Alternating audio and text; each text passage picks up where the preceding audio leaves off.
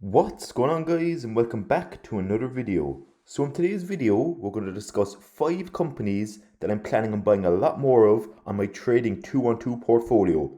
We will discuss each of these 5 companies, and we will also talk about what sectors they're in. So they're in the communication services sector, consumer staples, ETF, healthcare and the technology sector. So it's definitely a good array of diversified companies.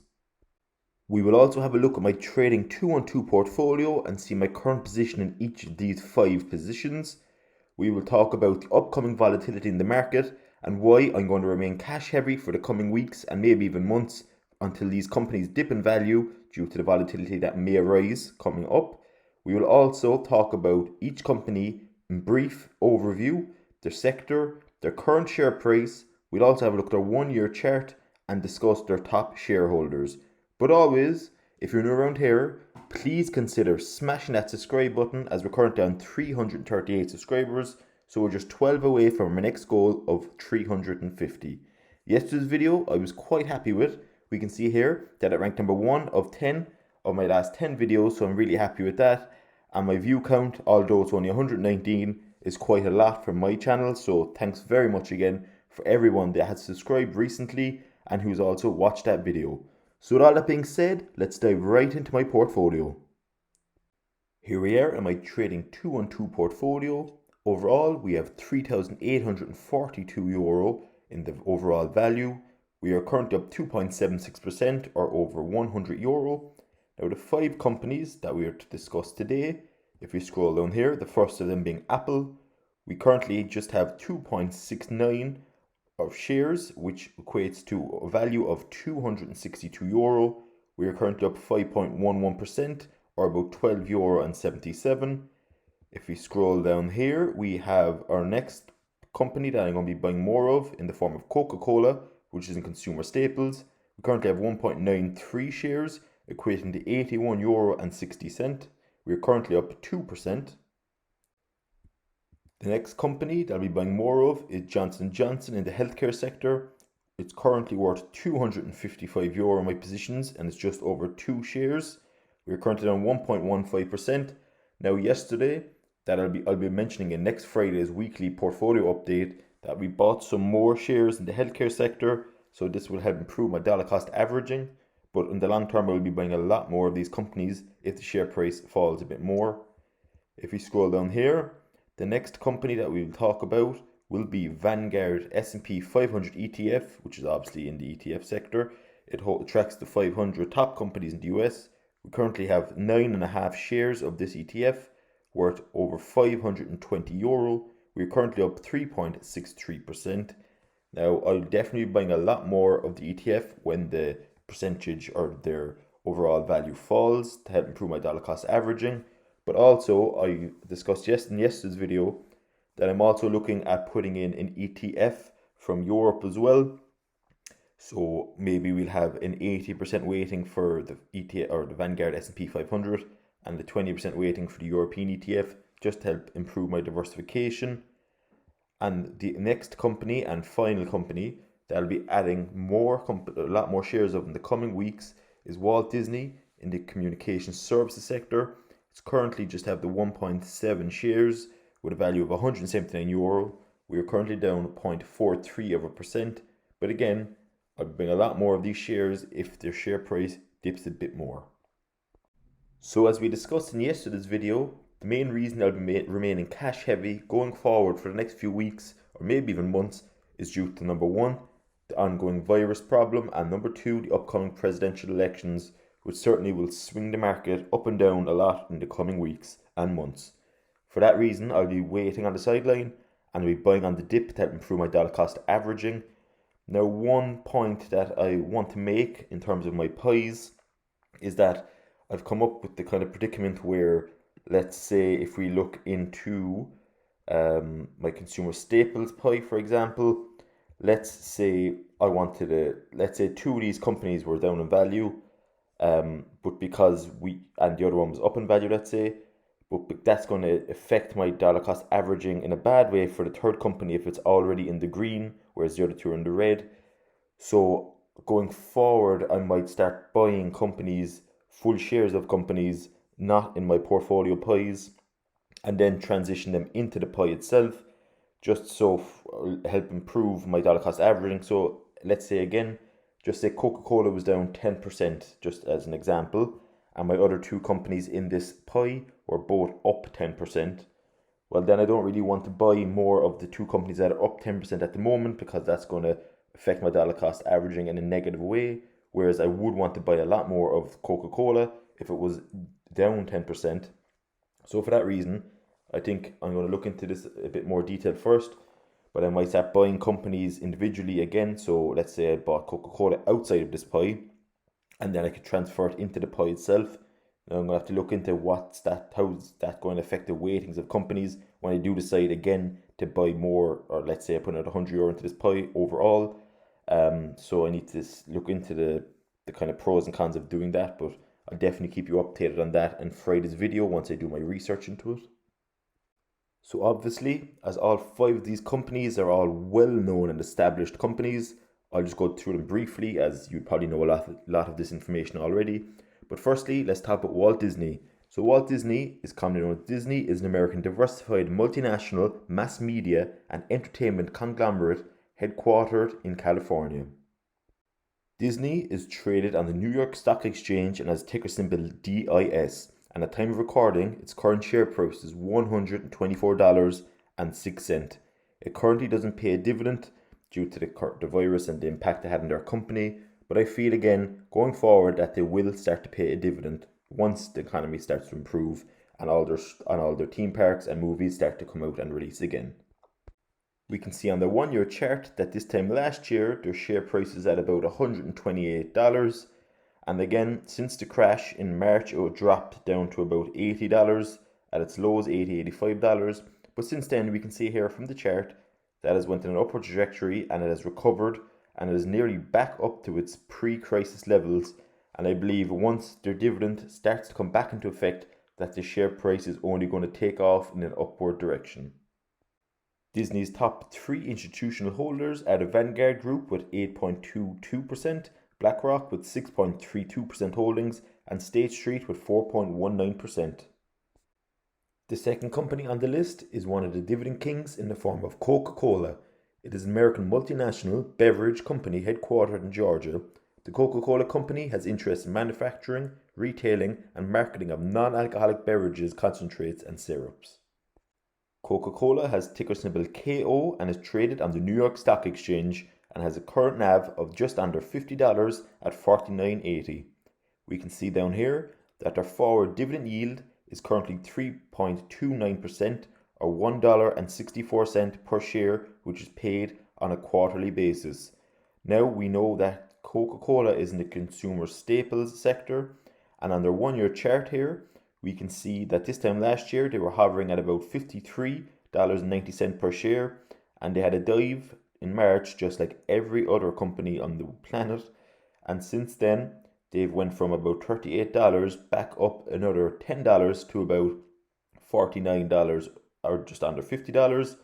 So it's still down about $10 from February of this year. So it's down about $10 still, but I do feel that given another few months and once the economy starts to reopen and kind of get back to normal, that their share price is only going to go one way, and that's up. Coke's top 3 institutional holders are Warren Buffett's Berkshire Hathaway with 9.31%, the Vanguard Group with 7.51%, and BlackRock with just under 7%. The third position that I'll be planning to buy a lot more of in the coming weeks if the price starts to fall a bit more is the Vanguard S&P 500 ETF. Currently, I am using the VUSA ticker, and that's on the London Stock Exchange. Its current share price is £49.33. We can see here from their 1-year chart that they are in the green. So this time last year, they were about $44.92. They had a massive dip down to about $38 in March. And since then, they've went up about £11 per share, or per position. They went up £11, and they're currently sitting at just under £50 per share. So again, if they start to dip a little bit, I'll be definitely buying a lot more of this ETF. Now also, it is worth noting that on Trading 212's platform, they don't have the Vanguard S&P 500 in euro. So for that reason, I might start using my DeGiro brokerage just to start buying up some European currency ETF for the S&P 500, just to help hedge my kind of FX positions as well. But I'll be and then I'll be kind of using the two brokers alongside each other, which is kind of good as well to have more than one broker, just to help kind of reduce risk if one did go bust or something happened tomorrow. So I believe all different brokers have different pros and cons. So that's why I have two separate brokers, and I'm going to start using my DeGiro account a bit more to start pumping in some more ETFs and some more Dividend Kings into that broker. And just for any of you that are interested in ETFs, we can say here with the S&P 500, their top weightings would be in sectors such as consumer cyclical, which is 11.31%. The financial sector, they have just under 13% of their holdings in that. Some of the other big positions would be the consumer defensive with 7.5%, healthcare with over 14%, and then we have the consumer communication services with nearly 11%, and their biggest position is in the tech sector with just under 25%.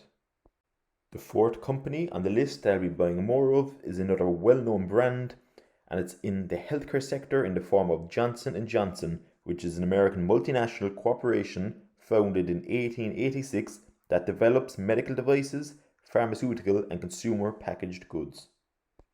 Johnson & Johnson is traded on the New York Stock Exchange and has ticker symbol JNJ, and at the time of recording, their share price was just under $144. We can see here that their forward dividend yield is currently sitting at 2.78%, or just over $4 per share, which is paid at a quarterly basis. So you'll be receiving about just over $1 per share per quarter if you hold this position. We can see here from the company's 1 year chart that this time last year they were sitting at about $131, and since March they dipped down to just under $120. And so we can see that this time last year was 131, so they're currently up about $12 per share in the last 365 days, which isn't bad considering that Johnson & Johnson would be one of the more well-established blue chip companies and one of your kind of safer bets as such. So it's currently sitting at just under $144.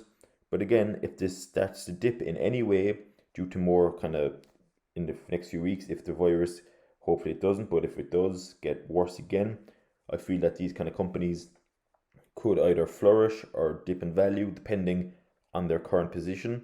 So if they do start to go into the red, I'll be buying more on the dip to help improve my dollar cost averaging.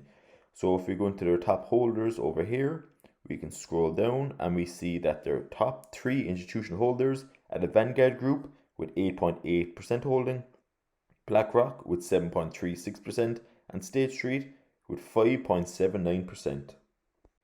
And the fifth company that I'll be buying a lot more of in the coming weeks and months is in the tech sector in the form of Apple. Now, as everyone knows exactly who Apple is, I just give a brief, quick description. So Apple is a multinational tech company headquartered in California that designs, develops and sells consumer electronics, computer software and online services, and is considered one of the big tech companies alongside Amazon, Google, Microsoft and Facebook. Apple is traded on the Nasdaq and has ticker symbol AAPL, and its current share price is sitting at just over $115 per share.